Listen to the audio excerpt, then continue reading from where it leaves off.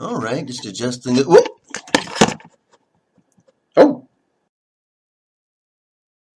this is where we're going to talk about the rule set I've selected for my Day After Ragnarok campaign, which is a crazy pulp setting that's got science fiction and fantasy and all sorts of wackiness to it, which I'm looking forward to.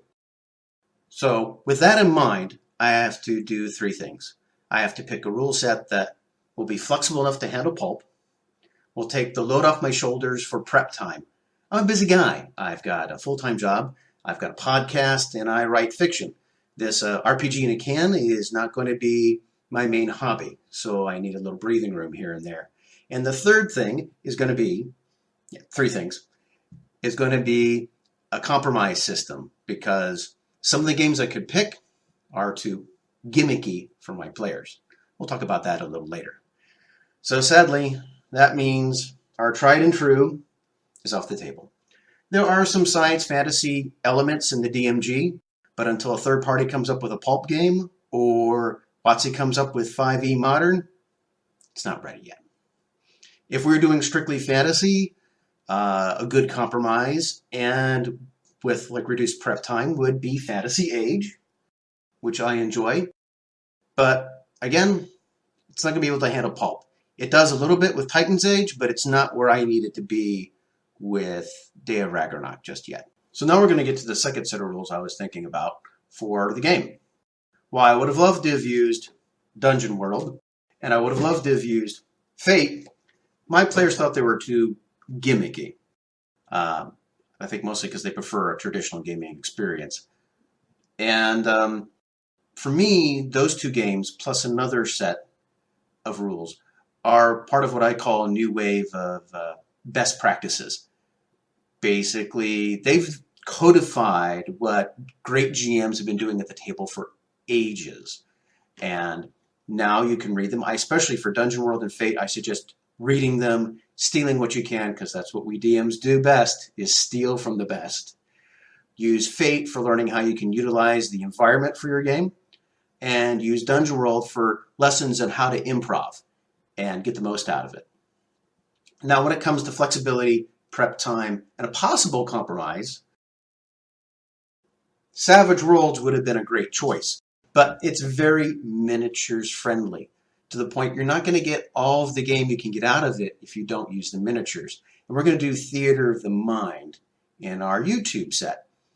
Now, if you're not familiar with Theater of the Mind, that means we're using our imagination and describing the action. If you haven't seen it before, check us out when we play. You'll get a taste of it. So between all those things, I'm thinking that we should use the third set that has some of that codification of best practices in it, the Cypher System. Now, the Cypher System basically allows some storytelling to it. Your PCs are started with a sentence that creates it. There's a thing called GM intrusion, which allows you to introduce a complication and sweeten the pot for that complication by giving some XP. Because while some players relish the idea of an additional challenge, others kind of roll their eyes because they're just wanting to get to that goal.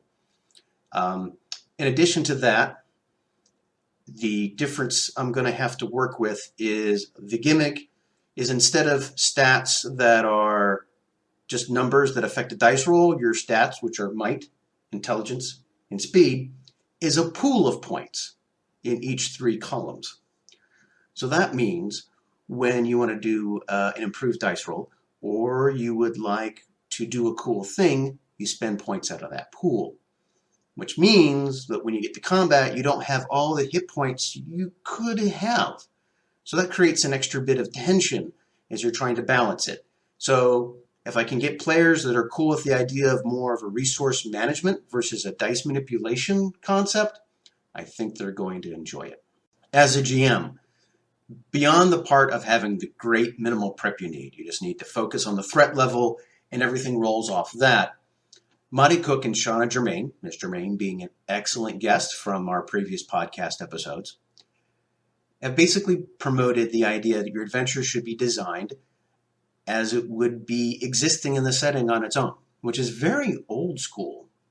See, a lot of people think that there's a conflict between story-based games and zero to hero simulationist games. And the end goal actually is the same. You're going to create good memories, a good experience, and stories out of it. The difference is with story-based games, you're front-loading the story, and it's more like an actor prepping for an improv. He knows where the stage is. He knows where his limits and parameters are, socially as well as with his profession as an actor. And with a lot of Zero to Hero, it's more like an athlete who's training for a sporting event.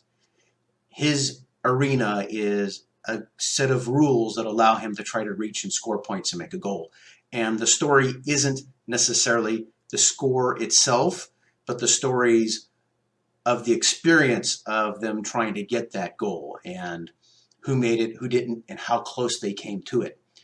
And in the end, you get a story, but it's a different method and it's a different flavor of story. Neither one of them is wrong.